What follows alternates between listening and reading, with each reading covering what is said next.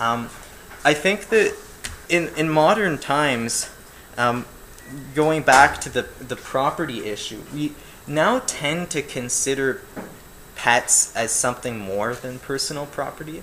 And these attitudes that are evolving have been even reflected in the courts, not necessarily in the outcomes of the decision, but what the judges are expressing, the same idea that, this isn't something we're comfortable with.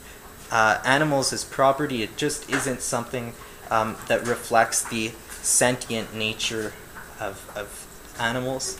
And now we have animal cruelty laws and other legislation, for example, pet trusts, best interests of the pet in family law. So sometimes in custody disputes in the United States, they'll actually take into account where the animal is best suited, which partner the animal is best suited to live with.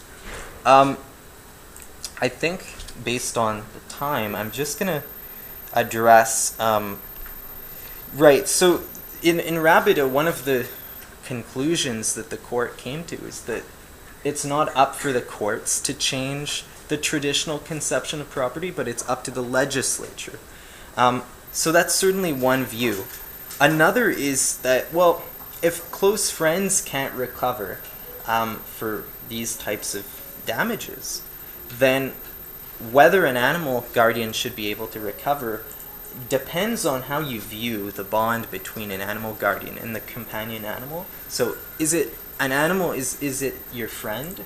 Or, as a lot of scholars have contended, is an animal more like your child? And studies have actually shown that most animal guardians consider their pet to be akin to a close family member. I want to just address the different arguments for what approach Canadian courts should take in the future. So if a case ever comes up, one would be the status quo approach in the United States, which I think is very inadequate and inappropriate based on just its refusal to accept animals as something more than property. Another option would be what's done in Quebec commonly, which is to have to maintain the property status of animals, but award moral loss associated with the material damage. So in Quebec, there's no problem if your sofa is destroyed, you can actually claim damages from mental distress stemming from that. So there's no analogous policy consideration for that. Another option would be to give animals full personhood